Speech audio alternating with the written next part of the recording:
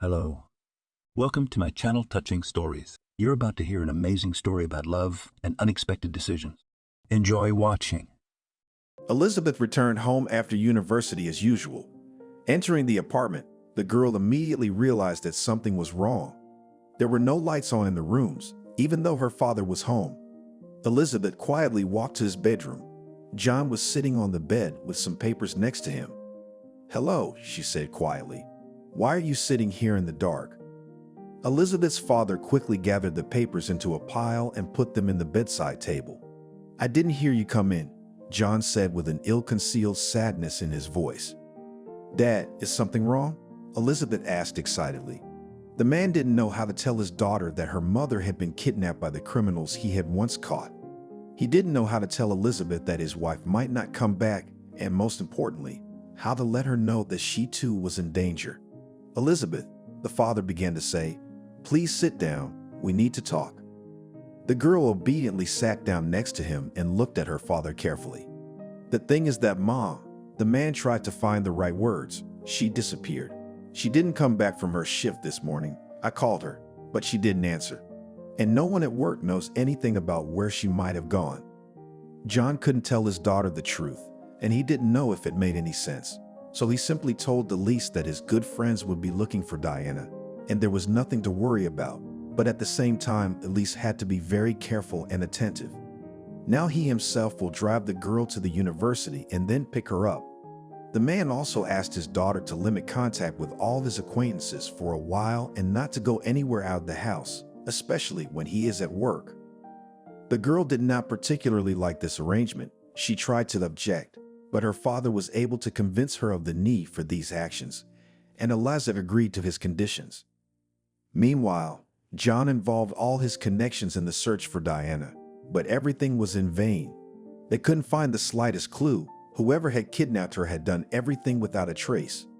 In the end, John had to turn to one Jacob, a respected businessman. Everyone knew that he was on the good side of the big lawbreakers, yet never had any problems with the police.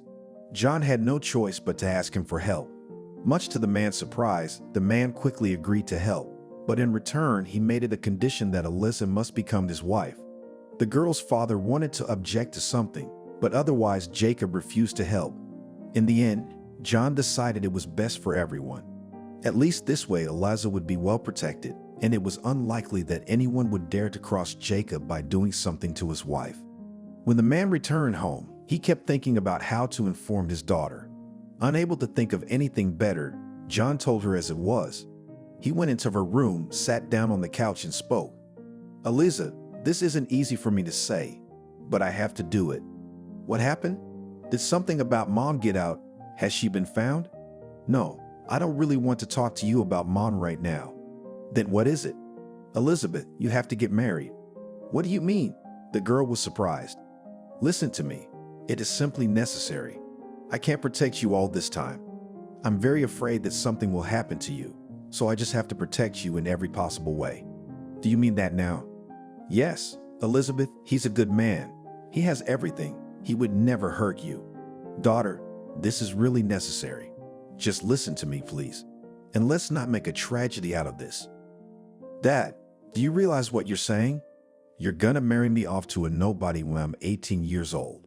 I haven't seen life yet." The girl started to shout. "Why do I need some strange husband? I don't want to. I can defend myself." John had nothing left but to convince his daughter of the necessity of this marriage. So he calmly, trying to get through to his daughter, began to tell her the truth about what was really going on in their family. It was difficult for John to find the right words not to frighten his daughter, but at the same time to convey to her the complexity of the situation. So he began the story from afar. "I don't know if you remember or not, but we didn't always live in the capital. We once moved here from a small town because of my promotion. I helped solve a case involving a group of drug dealers. Those guys were shut down almost immediately and for a long time, but they remembered me well. All these years they've been plotting their revenge, and now they've gone on the offensive. We found out that your mom's disappearance is connected to them. And the other day I got a letter saying that this is just the beginning and they'll get you soon. Elise, my daughter, I can't lose you too. Jacob is a good man. He can protect you and help you find your mom. I'm asking you to put your emotions away. Hear my words, we need this man, or else trouble will happen. Daddy, I'm only 18, Elise whispered, choking back tears. I've never even had a serious relationship, and you're marrying me off to some old man. Daughter, my darling, just believe me when I say it's the right thing to do. It's the best thing for you right now. Jacob is 12 years older than you. That's not that much. He wouldn't dare hurt you. But if you can't take it, you can get a divorce later. For now, you have to save your mother. John tried to keep his face in front of his daughter to convince her of the necessity and at the same time the inevitability of the marriage. Elizabeth couldn't find anything to say to her father. She looked at him with tear-filled eyes, nodded silently, and went to her room, where she sat for the rest of the evening, silently lamenting her fate. John did not bother her, realizing that now the girl needed to be alone and think about all the information. In the morning, Elizabeth woke up earlier than usual, although it was Saturday and she didn't have to go to the university. She lay in bed for a while, remembering the conversation with her father yesterday. After the girl thought it over, she didn't take it so sharply anymore. After a while, smelling a pleasant odor from the kitchen, Elizabeth got up and went there. John was preparing breakfast. For the first time since Diana's disappearance, he was doing something with such enthusiasm. It even seemed to the girl that her father had somehow revived and cheered up a little. She walked quietly to the table and sat down in a chair. "Oh, Elizabeth, did I wake you?" No, I woke up myself and smelled a very pleasant odor. Now we will have breakfast." John smiled. At breakfast, the man decided to check with his daughter what she had decided from their conversation yesterday. "Daughter, did you think anything about our conversation yesterday?" The girl grew serious in an instant and replied, "Yes, Daddy, I think that if we have a chance to save Mom, we should take it. After all, it's not such a big price to pay. I'm glad I raised such a sensitive and compassionate daughter. Thank you." "It's okay, Dad, I understand." After breakfast, John and Elizabeth drove to Jacob's house. The men had arranged the visit the night before. John did not doubt his daughter's prudence. He realized that she would probably agree. Therefore, the man wasted no time and arranged a meeting with Jacob to discuss all the details. 2 hours later, John and Eliza were there. Jacob invited them to his country house. They were met by a security guard and, after checking their IDs, escorted into his boss's office. Jacob was sitting at his desk, looking over some papers. Elizabeth immediately noticed that the man looked very solid and expensive, yet young. When John entered the office, he said hello loudly. "Good afternoon, Jacob, and we're here as agreed." Jacob answered without looking up from his papers. Yes, have a seat. I'm going to finish up some business, and we'll have a chat." After 15 minutes of waiting, Jacob finally summoned his assistant and handed him the papers, instructing him to take them to the bank. Afterward, the man turned his attention to Elizabeth. "You look even more beautiful than I imagined," Jacob said with a smile. "Thank you," Jacob said with a smile. "So you've accepted my offer?" "Yes." "Good. Then you can take a walk in my garden while your father and I discuss some details." "I'd like to be there too, for it concerns me too." "Elizabeth," John interrupted, "you don't need to have this conversation. We will call you when it comes to your wedding." The girl looked at the men unhappily, but did not argue any further. She got up from the chair and headed for the exit. One of Jacob's employees was waiting for her at the door, whom he had asked to escort her to the garden and fulfill her every request. "Good afternoon. I'm here to look after the house. Jacob asked me to escort you to the garden. If you need anything, you can come to me." "Thank you. My name is Elise." They went outside. Elizabeth looked around. The garden was very well maintained. There were lots of flowers and trees.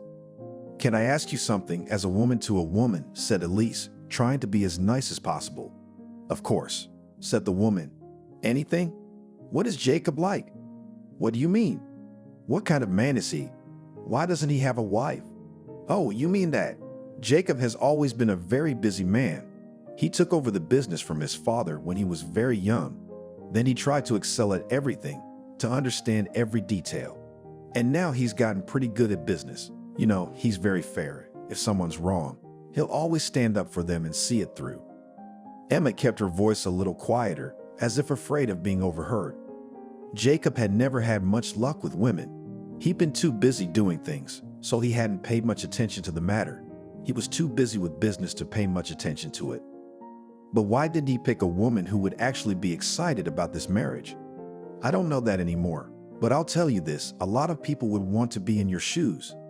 Jacob is a good man. He would never allow himself to offend a woman, and if he gives his word, he keeps it. Elizabeth's cell phone beeped at the same time. The woman read the message and turned to Elisa. "Let's go inside. Jacob wants to talk to you." Elizabeth nodded and followed the woman. She returned to Jacob's study and walked quietly to the chair. "What do you think of my garden?" Jacob asked Elizabeth. "It's beautiful. I didn't expect a single man to have such a well-tended garden." "I'm glad you like it. You can come back whenever you want. Now let's discuss the details of the wedding." "Eliza, do you have any wishes in that regard?" "No," she shrugged indifferently. "I don't care at all. It is not an event I would like to celebrate." "Eliza, why are you so?" Intervened in the conversation the girl's father. "What about Dad?" "I'm telling the truth as it is. Or maybe I need to lie to please all of you." "Elise, shame on you. I thought we talked about this morning." "I'm sorry, I'm just still nervous about my mom. What kind of girl wants to play a wedding without her parents?" "It's okay," Jacob said. "I hear you. If you don't want to make a big deal out of it, we can just do it at the registry office and call it a day." "I'd appreciate that," Elise replied good-naturedly. The event was scheduled for the following week. John tried to cheer his daughter up, assuring her that Jacob wasn't so bad and that life didn't end there. Elise nodded her head in agreement, realizing that it was probably really the only way out. On the day of the wedding, Jacob arrived at Elizabeth's house in his car. He went up to the apartment and handed the girl a small bouquet of flowers.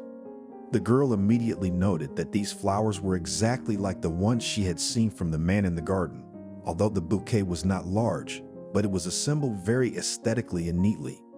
"You look beautiful," Jacob said, looking at Elizabeth.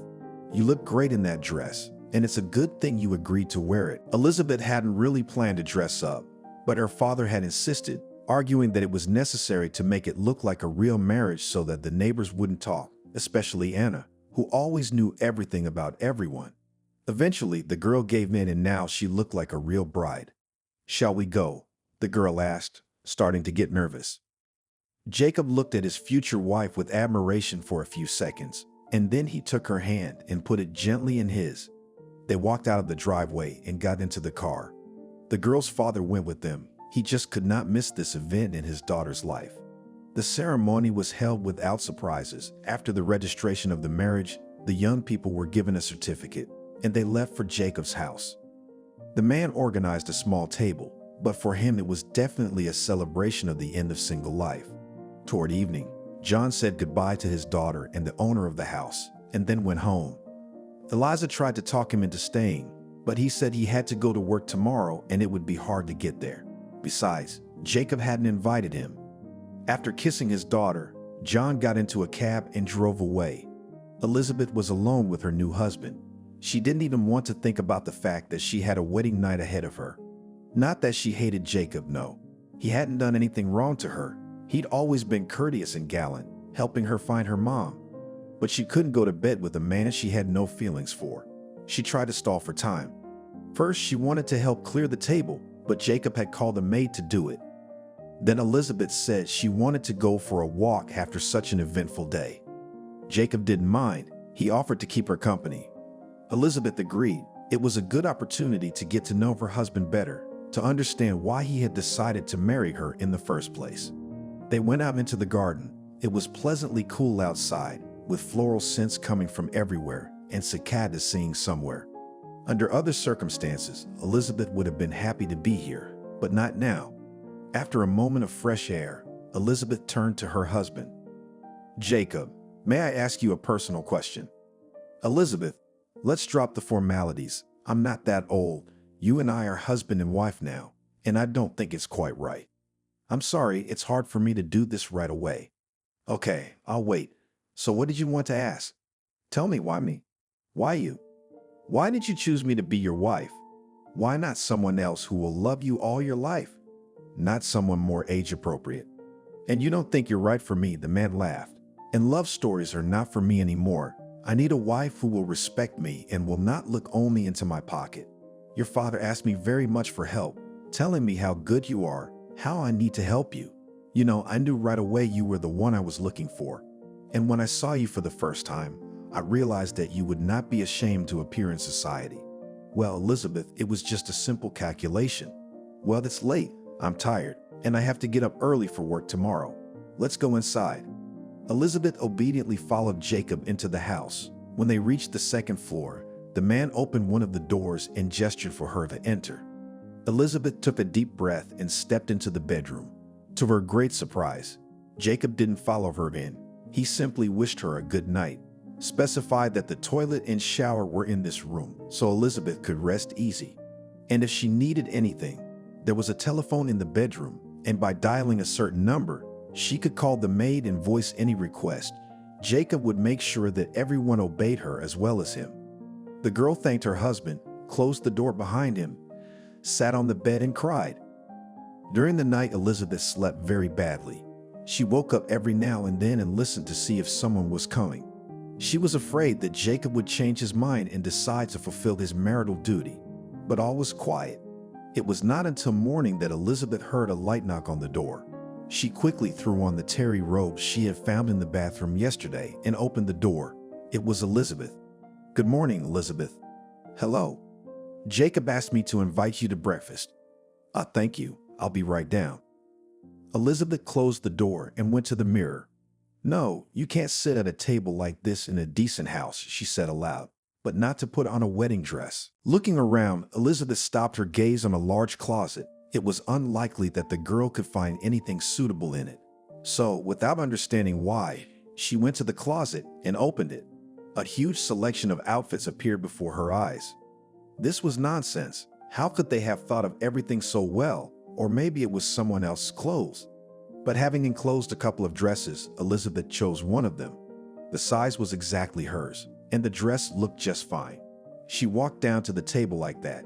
Jacob was already drinking coffee, reading something on his tablet. "Good morning," Elizabeth said softly. "Good morning," Jacob replied, and looked up at his new wife. "I see you found your new outfits. Good choice. It looks great on you." "Thank you." Elizabeth smiled with the corners of her lips. "Have a seat." She sat down on the chair opposite Jacob. Elizabeth brought her breakfast, and Elizabeth silently ate. "What are your plans for today?" Jacob asked. "I'd like to go home and get some things," Elizabeth said, and then hesitated a moment. "May I?" "Why do you ask me if I can or can't?" Jacob said with resentment in his voice. "You're free to do whatever you want. I'm not forcing you to do anything. If you want to go home, go home. If you want to go out with your friends, I'm not holding you back." "I understand." "Okay, I won't ask you again." "That's great. I suggest you go home with me. I have something to discuss with your father, so I don't see the point in going separately. The only thing is that I have some business to take care of, but it's only for a couple of hours, and then we can go." "All right," Elizabeth said. "You're doing fine," Jacob laughed. "I wish I were." Elizabeth said nothing and continued eating her breakfast. When she was done eating, she got up from the table and wanted to go to her room, but Jacob stopped her. "Wait, let's make a deal. You wait for me at home now. I'll go to the office, and then I'll pick you up and we'll go to your father's." "Jacob, I just remembered. Dad said he had to go to work today, so I don't think you'll catch him there." "Yes? All right, I'll take care of it somehow." After that, the man said goodbye and went to work, and Elizabeth stayed in the house. Out of boredom, the girl decided to walk around the house to see what there is here at all. Despite the fact that from the outside the house seemed small, inside it was just huge. There were many doors that hid some rooms. Opening one of them, Elizabeth found herself in a gym where there were several exercise machines and all the walls were covered with mirrors. In another room, she found a rather spacious bathroom with a jacuzzi in the middle. The third door hid Jacob's office. Elizabeth knew that, but she decided to look inside anyway. Oddly enough, the door was locked. Elizabeth continued her tour of the house. She found a few more bedrooms and showers, a kitchen, and a pantry of sorts, where all sorts of things were stored. "You can't come in here," Elizabeth heard the housekeeper's guilty voice. I'm sorry, I was just wondering what's in this house. It's all right. If you need anything, you can ask me. What's in this room? It's Jacob's bedroom, and no one is allowed in there when he's not here. I see. Well, I'll remember that. Elizabeth smiled and went to her bedroom. The girl picked up her cell phone and dialed her father's number. I'm listening, came the business voice of John, who was obviously busy with something. Dad, hi, it's me. I understand, Elizabeth. You have something urgent to tell me. I'm a little busy. No, I just wanted to tell you that I'm gonna stop by the house in an hour to pack some things. And Jacob wanted to come with me to talk to you about something. I know he did. He called me. I'll be home in an hour. Sweetie, can we talk there? Sure, Dad. Sorry to interrupt. The girl dropped the call and put the phone away. She didn't feel like doing anything, so she just sat in the chair and stared out the window, waiting for Jacob to arrive. He arrived, as promised, exactly 2 hours later. He went up to Elizabeth's room and asked if she was ready, and when she said yes, they went down to the car and drove to John's. When Elizabeth and Jacob arrived at John's house, he was already home. The man opened the door and looked at his daughter first, as if trying to see if her new husband had offended her in any way. Good afternoon, Jacob said first. May we come in? Yes, of course, come in. Elizabeth silently entered the apartment, hugged her father, and went to her room to pack. John and Jacob went into the kitchen to talk about what to do next. The girl heard only fragments of phrases that made her realize it was about her mother. Jacob had managed to find out something, but it wouldn't be possible to save the woman so easily, so it had to be done cleanly, thoroughly, and for sure. A short time later, John entered his daughter's room. How are you, Elizabeth? All right, even better than she expected. She realized at once that her father was interested in Jacob's attitude toward her and how last night had gone. Jacob didn't hurt you? No, Dad, I'm fine, really. It's good that it's good. He promised me he wouldn't hurt you. Did you guys go over everything you wanted to talk about? Not exactly. We're all going to Jacob's house together now. I've arranged a vacation at work, so I'll stay with you for a week. The man smiled slightly, though his eyes were sad. All this talk about Diana was upsetting him. Did you find out anything about Mom? Yeah, there's something, but it's too early to tell. Back at home, Jacob explained that what was needed now was for the kidnappers of Elizabeth's mother to think that they had all gone somewhere else. John took a leave of absence from work, and Elizabeth temporarily stopped going to the university as well. The plan worked, and within days, a courier was caught delivering the letters. After Jacob's men had worked with him, he gave out some information. Of course, it wasn't enough, but now they knew what direction to go and where to look. To avoid suspicion, John returned home, and Elizabeth and Jacob visited him periodically, so as not to be seen by the kidnappers. Everything seemed to be going as it should, except for one annoying boy who tried to contact Elizabeth, but Jacob could handle that with a little force. Elizabeth was slowly getting used to her new life. She was even beginning to like Jacob's courtesy. Even though they still lived as neighbors, she wanted to get to know her husband better, and he was only too happy to do so. The man was eager to talk to his wife, but it was more like a conversation between two friends. As time went on, Jacob finally had complete information about Diana's whereabouts, where Diana was and who her kidnapper was. To his surprise, the woman had been in town the whole time, never taken anywhere. Still, you couldn't just go and pick her up. You needed bait. What are we going to do? John asked Jacob on his next visit. The only way out is to frame Elizabeth. Are you out of your mind? John was outraged. Quiet. You don't have to talk to me like that, Jacob said calmly. My men will keep the situation under control, and nothing will happen to Elizabeth. Hell, yes, I'm as worried as you are, but there's no other way out. If we play it straight now, they'll figure it out and take Diana somewhere we won't find her. We only have one chance. I can't risk my daughter's life. I've already lost my wife, and I can't lose my daughter now. I assure you, nothing will happen to Elizabeth. As soon as they are with her, we will take them all and get Elizabeth and Diana. I agree. Suddenly came the voice of the girl who had been eavesdropping under the door all this time. If it will help save Mom, we should take that chance. Elizabeth, but it's very dangerous. John tried to object. What if things don't go as planned and I lose both of you? Dad, if Jacob says everything will be all right, then it will be all right. I have no reason not to trust my husband. Jacob looked at Elizabeth with interest. She had never spoken of him that way before, and he was pleased. Now he realized that their relationship had reached a new stage. But daughter, Dad, don't talk me into it. I've decided I have to go, so I will. Jacob, what do I have to do? It's nothing complicated. You're going to your father's tomorrow night alone. I think they'll meet you there and take you to the base. We'll follow them and use the surprise effect to pick you and your mother up. Only you'll have to pretend you don't know what's going on, much less expect help. Can you do that? I think I can. Good girl. John didn't approve of his daughter's dedication, but he agreed. But he also made it a condition that his staff would take the bastards. Jacob's only request was that they not interfere prematurely and mess things up. The next day, as planned, Elizabeth drove to her father's house in the evening.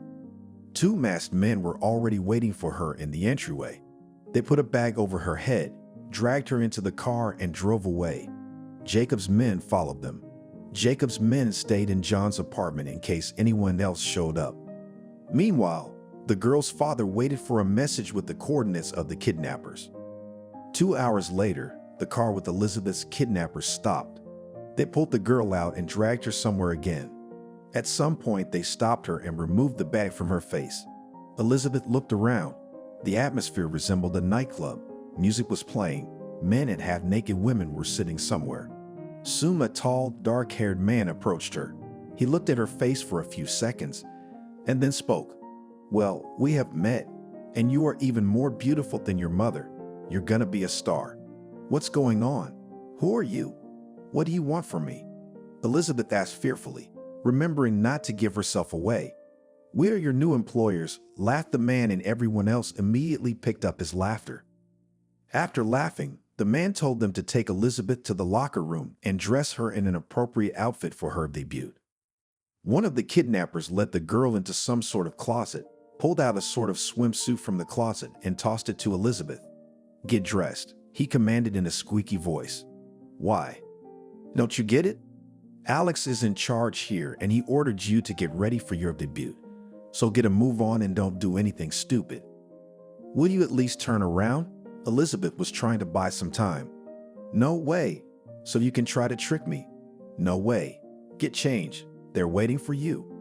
The girl began to slowly pull off her clothes, while her escort stood in the doorway and watched her with an eager gaze. When Elizabeth took off her clothes and was left in only her underwear, she looked pitifully at the man watching her. The girl had only one thought in her head. Why is no one coming to her rescue? What if something went wrong? Why are you standing there? Keep going. You don't have much time. I can't stand being stared at, Elizabeth said, turning away. Get used to it, the man laughed. Now you'll be stared at all the time. And not just staring. Please, I have nowhere to go. You've blocked the only passage. I'm not going anywhere. Turn around, please. I thought I said no. Or do you have a memory problem? Can I at least cover myself with the closet door? You'll see me like this. The man was clearly sick of all this talk and waved his hand in agreement. Elizabeth quickly grabbed her new outfit and rushed toward the closet. A couple minutes later, she was ready. The new costume barely covered her body parts, so she covered her arms and walked out of the closet. I'm ready, said the girl. Finally, come on, you've been waiting a long time. What do I have to do?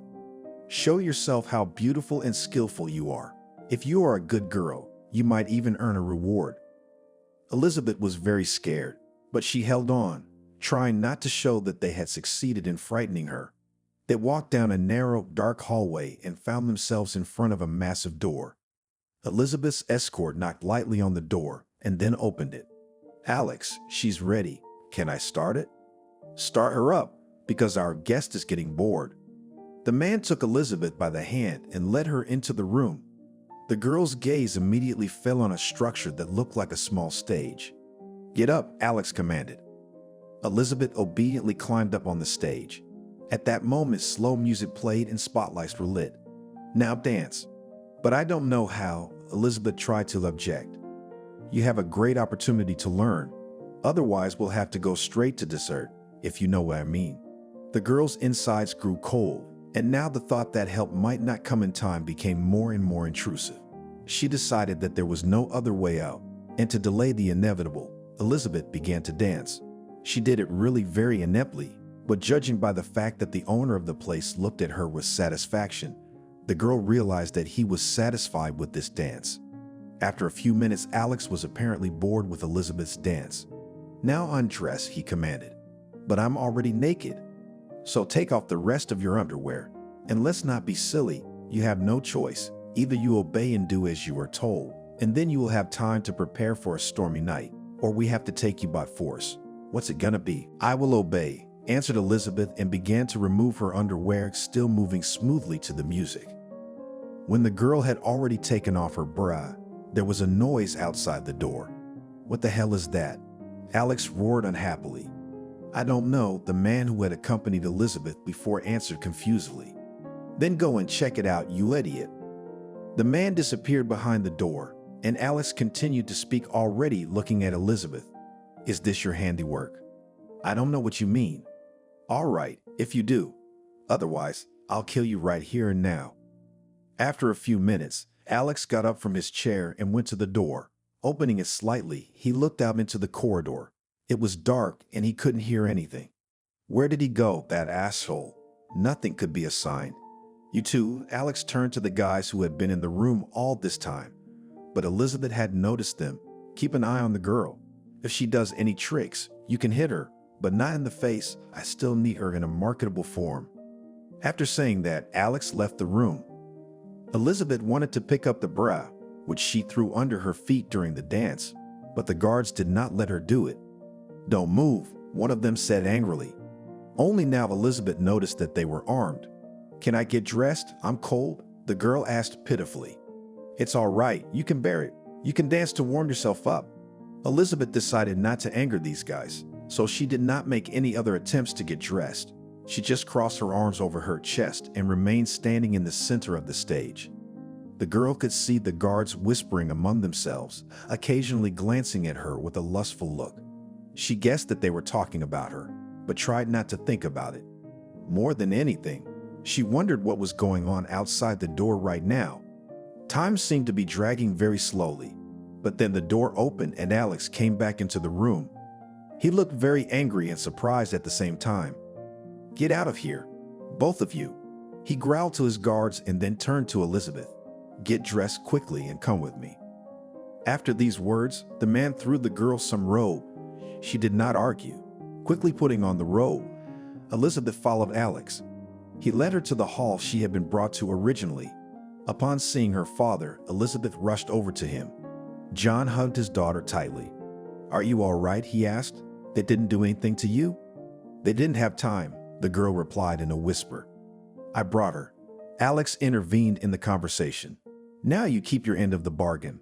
"No, you haven't brought everyone yet. Where's my wife?" "I never said anything about a wife." "Talk to me again. You're in no position to cross me right now." Alex wrinkled his nose in frustration, but nodded. "Wait here." He returned 10 minutes later, dragging Diana with him. The woman looked terrible. She could barely move her legs and couldn't lift her head. "Diana," John rushed over to her, grabbing her out of Alex's arms. "What have you done to her?" "Nothing much. She's just overworked." Alex grinned haughtily. "She'll sleep. She'll be fine." Elizabeth stayed aside. She looked at her mother with horror and waited for this nightmare to end. Soon everyone got into their cars, including Alex, and drove off in the direction of Jacob's house. The car pulled into the yard of Jacob's house.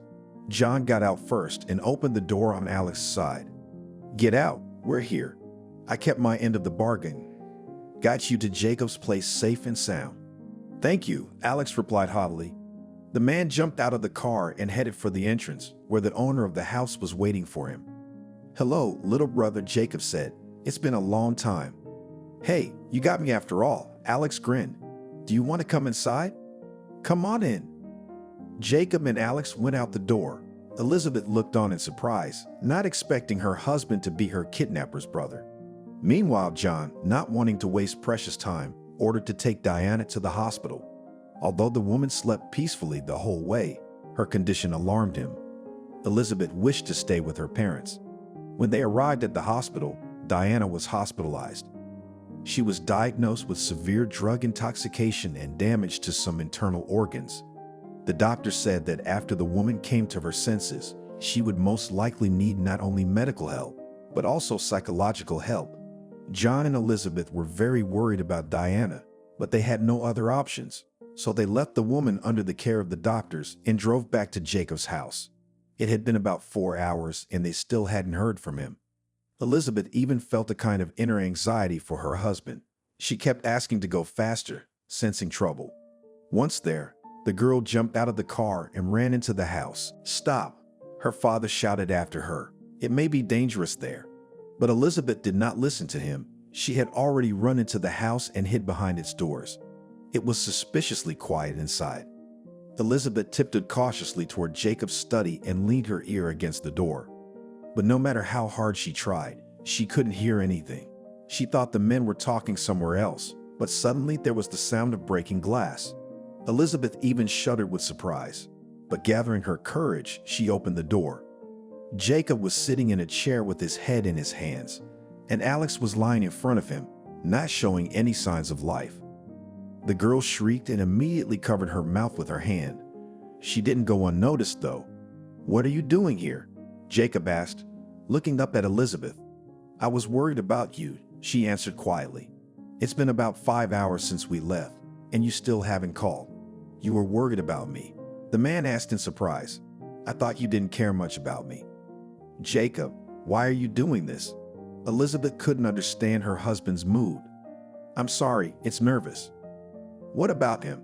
She nodded her head toward Alex. "He won't be bothering anyone anymore," Jacob replied with a sad grin. "You killed him?" Elizabeth was horrified. "And even if I did, so what? He's always been too much trouble." Elizabeth didn't know what to say to that, so she stood silent, staring at Jacob and his brother. The silence was interrupted by the voice of the master of the house. "You're probably wondering what happened here." "Yes," the girl said briefly. "Then I will tell you. I've kept this secret for too long. Alex was my paternal brother. When we were kids, we always played together. We had no secrets from each other. We always helped each other and shared everything. But at some point, everything changed. Alex became distant from me. He had his own company. I didn't like them at once, but he didn't care. He started disappearing a lot at night. My father constantly scandalized him for this, but even here Alex remained in his own way. Eventually, he disappeared, and soon our father was gone. His business passed to me, and Alex didn't even show up for the funeral. I found out from my sources that my brother had become a big shot in the criminal world, something to do with drugs, but it was just his choice. So I let him go and took over the business. After a while, he showed up. Alex was scandalized for a long time, saying I'd raided the inheritance for myself. I tried to tell him it was all his fault, but he wouldn't hear of it. All he said was that he'd bring it all back to me. I didn't pay much attention to what he said, but I shouldn't have. About a year later, I met a girl. We were very happy and were going to get married. But Alex stole her away from me. I don't know why she was so attracted to him, but she canceled the wedding and went to him. I suffered a lot, tried to get her back, but it was all in vain. Later, I found out that Alex had put her on some kind of medication, and soon after that she died. Of course, he was responsible for her death. I've been looking for him, but he disappeared and never showed himself until recently. Jacob was silent for a moment, as if considering whether or not to tell Elizabeth what had happened. Jacob remained silent, and Elizabeth, who had been standing in the doorway the whole time, approached her husband cautiously. Carefully bypassing Alex, the girl squatted down next to the chair. "And what happened then?" she asked in a quiet voice. "Then what happened was this," Jacob continued. "I've been trying to find my brother for a long time. I wanted to get back at him for the girl I loved. Of course, I realized later that it had been her choice in the first place, and she could have gone to anyone else. But at that moment, I blamed Alex for everything, because he had set it all up on purpose and actually killed Veronica. I asked about him everywhere, but he disappeared, and I couldn't find any loose ends. I'd even tried to build some sort of partnership with the most powerful people in the underworld, but that didn't work either. No one knew where Alex could be. However, I didn't despair. My hatred for my brother was so strong that I just couldn't let it go. So I got lucky. I think I got a lead on him. One of the guys recognized him, said that he now owned some kind of brothel for special clients, but it was almost impossible to get in unless you were one of his friends. What's more, the place moved every now and then, and if you found it today, you could be sure it would be there tomorrow. I was making plans to get closer to it, and then your father came to ask for help. I could tell from his story that he was probably dealing with Alex's place. I couldn't pass up the chance, especially when he told me they were after you now. I explained to your father that for your safety, you should become my wife. Then no one would dare touch you. That wasn't entirely true. I needed to make you trust me and become a front to find your brother. He agreed, of course. You know what happened next, Jacob summarized. What happened here? Elizabeth glanced at Alex's body. We just had a man-to-man talk with him. I just wanted him to explain to me why he was doing all this and apologize. It wouldn't have brought Veronica back, but it would have made me feel better, I guess, except he decided otherwise. Alex started blaming me again for the way his life had turned out, for having to hide all the time and doing all the dirty work for a long time. And my Veronica deserved all of this, because she ran over to him so easily. After that, I couldn't stand it. I shot him. That's terrible, Elizabeth exclaimed. He deserved it. Jacob suddenly jumped up from his chair and looked fiercely at his wife. Men like him should not live. He has brought so much grief into this world. So many women he has killed in his establishments. After catching his breath, Jacob calmed down and offered Elizabeth his hand. She held hers out incredulously in return. The man lifted her off the floor in one deft movement and looked her intently in the eyes. Thank you for everything. Thank you for not being afraid and trusting me. Now that you know the whole truth, I can't keep you any longer. You're a good girl, and you deserve a better fate. You can file for divorce tomorrow, and I'll have to answer to the law for killing my brother. At that moment, John came into the room, who had been standing outside the door listening to their conversation for quite some time. How could you? He said angrily, glaring at Jacob. I trusted you, and you just took advantage of my daughter. You have every right to hate me, but I helped you free your wife, and Elizabeth is fine. John grumbled unhappily, but he had to admit that Jacob was right. I'll help you get away with killing that bastard. We'll make it look like he tried to escape when he was apprehended and had no other choice. There's no telling how my wife will live after all his abuse. I probably shouldn't say this, but everyone will be better off after he's gone. John held out his hand to Jacob, and he responded with a firm handshake. Elizabeth, let's go home. You need to clean yourself up. You've had a rough day. Dad, my home is here for now. I want to stay. The men looked at Elizabeth in surprise. They both did not expect her to make such a decision, but they did not object. If no one minds, I'll go to my room, the girl said, either asking or asserting. Jacob nodded and the girl went to her bedroom. John went home too, having instructed his boys to take care of Alex's body. Jacob stayed in his office for a while, pondering what had happened. At some point, Elizabeth realized that she felt sorry for Jacob. She imagined how long he had suffered, being faithful to only one woman who had essentially betrayed him by choosing someone else, and worst of all, Jacob's own brother. Even after Elizabeth had learned that their marriage meant nothing to the man and was just a cover, he had always been very courteous and polite to her, never insulting her or mentioning other women to her, sometimes giving her flowers and small gifts.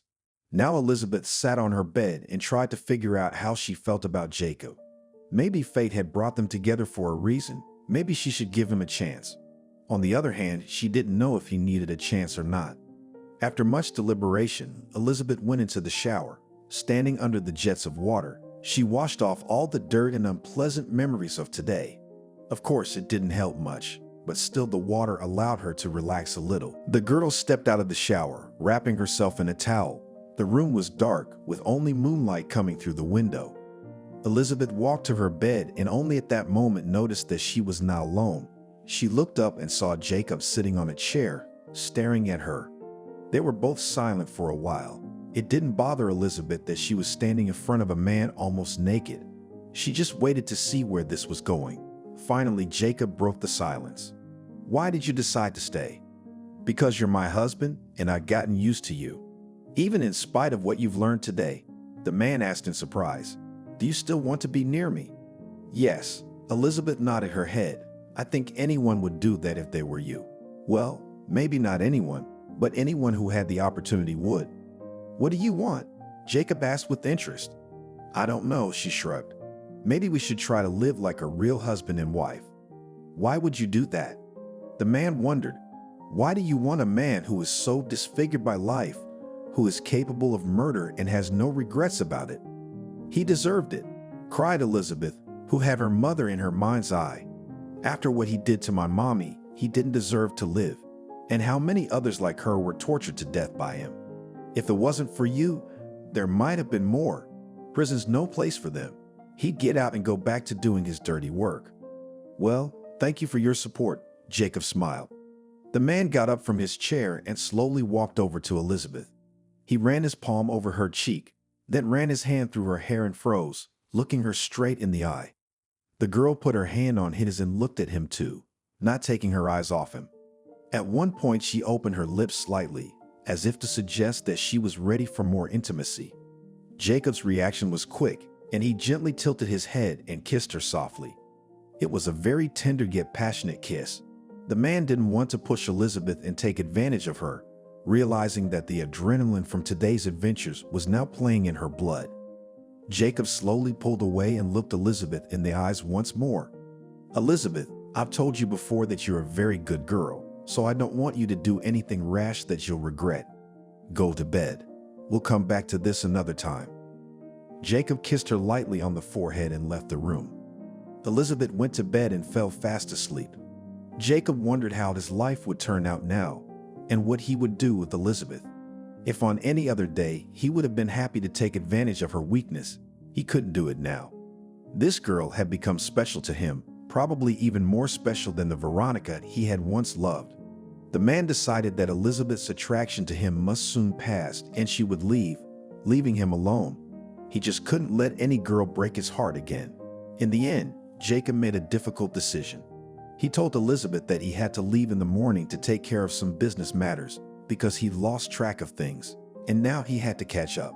Of course, that wasn't true. Jacob just wanted to leave Elizabeth alone to think things over. He was pretty sure that by the time he got back, the girl would be gone and everything would be back to normal. Jacob rented an apartment not far from his office, and at first he wanted to get out of town, but he couldn't do that. Business required constant supervision and prompt action. Elizabeth stayed at Jacob's house. She called and texted him every day, just to see how he was doing and if he planned to return. The man tried to ignore her calls and rarely responded to texts, citing his business, and in return messages, he usually wrote duty phrases, "Everything is fine" or "normal." Elizabeth wasn't offended by this attitude. She thought Jacob's business was really important, and she could wait until he was free. A month passed. During that time, Elizabeth had time to sort herself out and realize how she really felt about her husband. And if before the feelings had been caused by a surge of adrenaline, now she could appreciate the kindness and attention Jacob had shown her all the time they had spent together. Elizabeth looked at him with different eyes now. When they first met, marriage to Jacob had been the only option to save herself and her mother from the bandits. Now that Elizabeth was free to choose, she saw her husband as a male companion. Jacob was a good-looking man for his age, but he wasn't boring and understood what she was saying. Jacob had recently begun to notice that he waited for messages from his wife and was worried when she did not write him anything. He even wanted to leave everything and go home, but he changed his mind almost immediately, deciding that not enough time had passed for Elizabeth to make the right decision. He stalled, staying in the rented apartment, even though he wanted to go home. At one point, Jacob even wanted to be distracted by another woman, but all his attempts failed. Everything seemed to be going well at first, but then he found himself thinking only of his wife and not even hearing what she was saying. In the end, he decided to return home. If Elizabeth had waited so long for him, she must really love him. Jacob decided not to tell his wife that he was coming home. He wanted to give her a little surprise. After buying a beautiful bouquet of flowers on the way, he went to Elizabeth's house. When he got home, he saw the following picture. Elizabeth sitting on the floor, sobbing quietly, with shards of colored glass all around her. Jacob dropped everything from his hands and ran over to her. "Elizabeth, sweetheart, what's wrong? Why are you crying? Did you cut yourself? Let me take you to the hospital."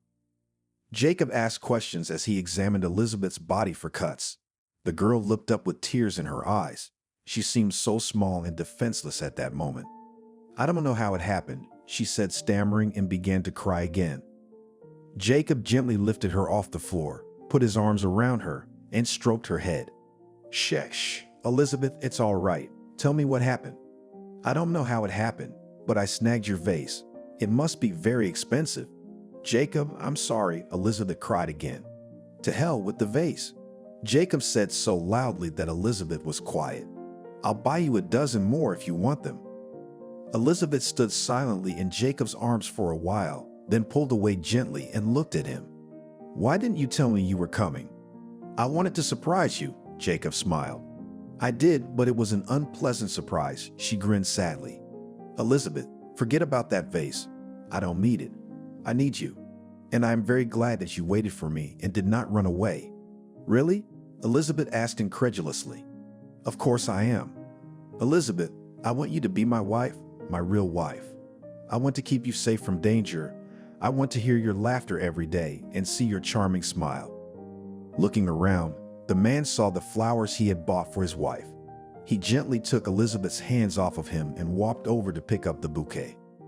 "This is for you, though it's a little crumpled from the fall, but still, I think you'll enjoy it.